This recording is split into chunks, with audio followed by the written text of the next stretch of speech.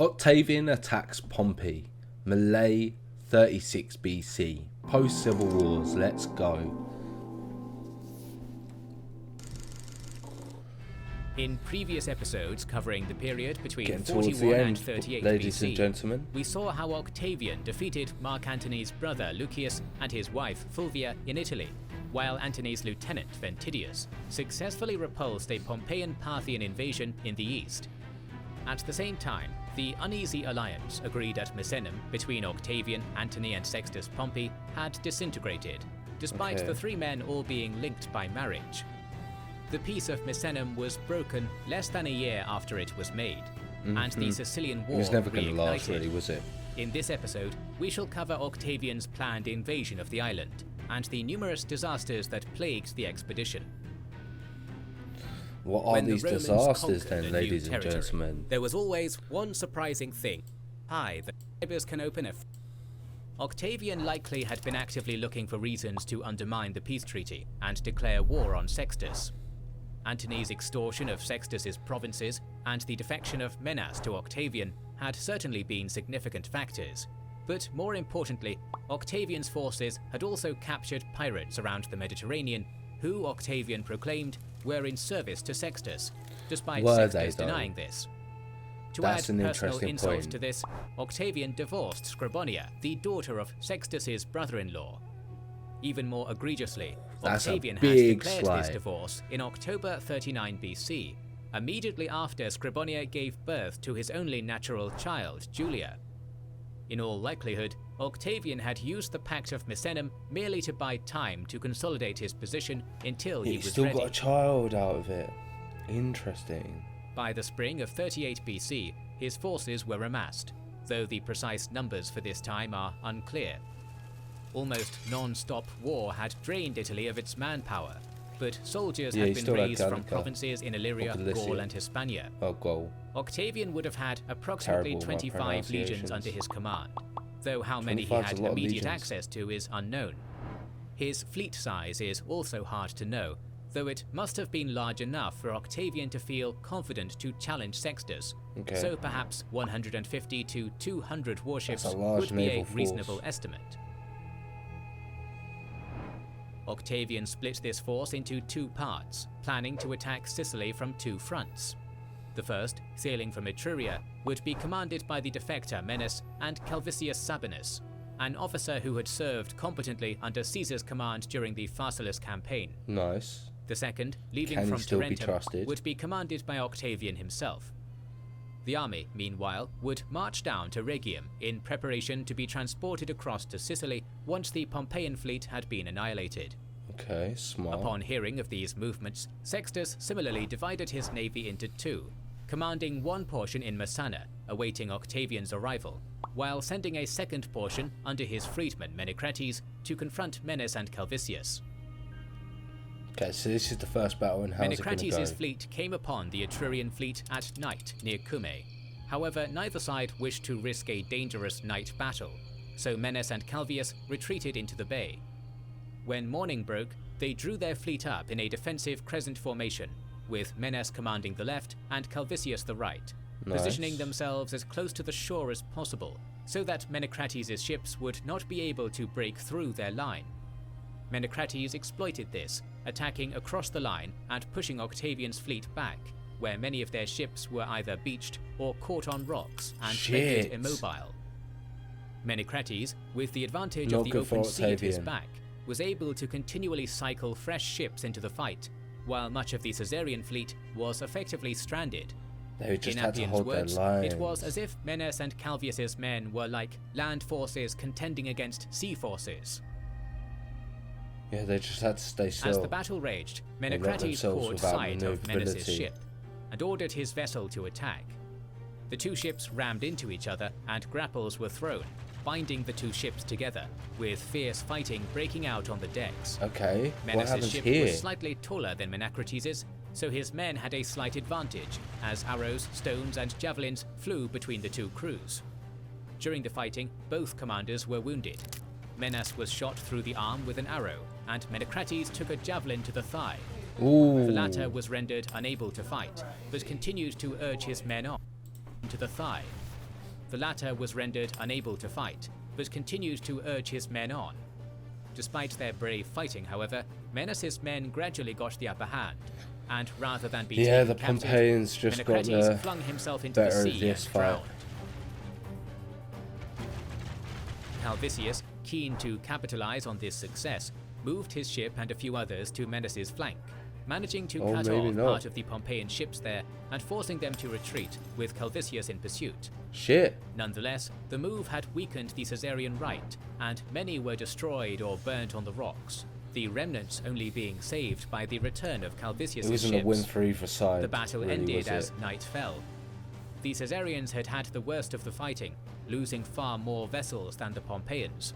Nevertheless, with the death of Menecrates, the Pompeians had lost one of their most talented naval commanders, and the fleet, now under the command of Menecrates' lieutenant Demochares, retreated to Sicily. The Caesarians cautiously maintained their position, but once they had become certain that the Pompeian fleet had left, began repairs on their ships in preparation for uniting with Octavian around Rhegium. Okay. Which is fair. Octavian had by now already reached Rhegium. Hearing that Sextus only had 40 ships in Messana, his generals urged him to attack immediately. But he didn't, However, did he? not knowing of the events at Cumae, Octavian insisted on waiting for Calvisius and Menas. It proved a serious blunder, as the time he spent waiting allowed Demochares to return to Sicily successfully and reunite with Sextus.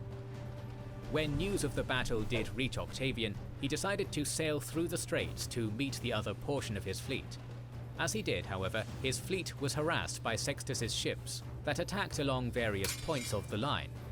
Octavian, either reluctant to fight in the straits or determined not to give battle without reinforcements, ordered his ships to continue without engaging, and several were cut off and destroyed. Some of his captains disobeyed the orders, turning to meet the Pompeians, one even successfully taking the flagship of Demochares, though the Pompeian managed to escape. Calvisius' fleet also arrived on the scene, but night soon fell, ending any fighting. Octavian's Sicilian invasion had got off to a poor start, many ships having been lost in the previous battle, and still more to Sextus's harassing tactics. Attempting to consolidate his forces, Octavian drew Calvisius' fleet up in a defensive formation, while he pulled his vessels close to the shore to conduct repairs. Disaster struck yet again, however, when a massive storm swept through. The Pompeian ships, which had managed to make it into Sicilian harbours, were safe, while Octavian's, close to the coast, were dashed against rocks. The notoriously treacherous waters of the straits crashed his ships into one another, with the infamous whirlpools drowning many who fell into the sea. Only Menas' squadron, which had the foresight to put out to open water, managed to avoid calamity.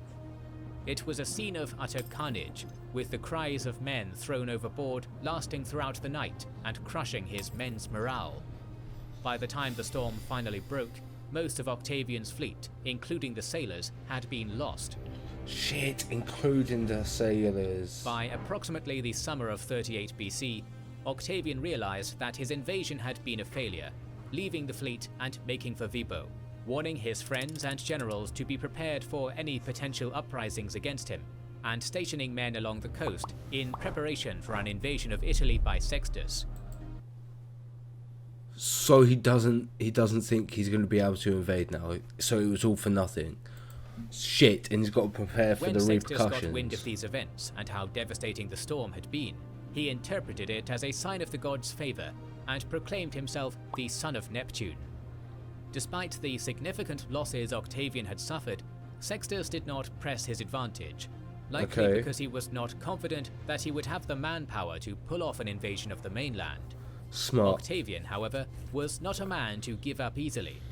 He sent word to Antony requesting his support, and perhaps most importantly, recalled Agrippa, who had been governing in Gaul and quelling revolts. Octavian would prepare for yet another attempted invasion, and this time Agrippa would lead. Okay.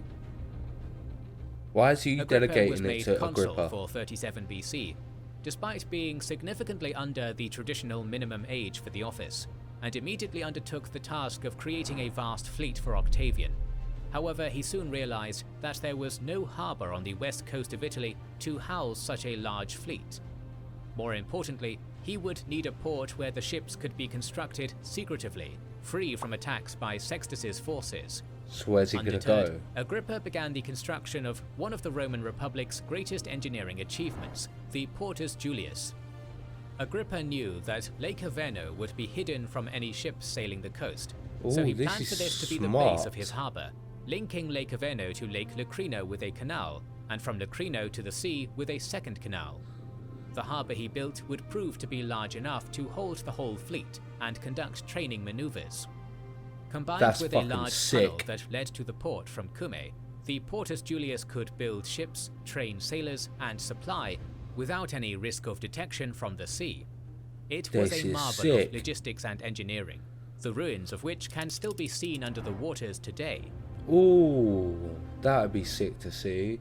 Octavian's position improved further in the spring of 37 BC, when Antony arrived in Tarentum with 300 ships to assist in the invasion, and messages were sent to Lepidus in Africa to prepare his forces for the attack. Octavian was not ready yet though, as many of his ships were still under construction. Antony, who was organizing his Parthian campaign, was frustrated at this delay, but persisted, hoping that Octavian would repay the favor by assisting whenever Antony's invasion of Parthia began. Octavian, however, was still angry at Antony for not having sent men to help the previous year. It is even possible that Octavian deliberately slowed the production of his own fleet to frustrate Antony's plans. On this occasion, Antony acted petty tit for tats, man. No one needs them.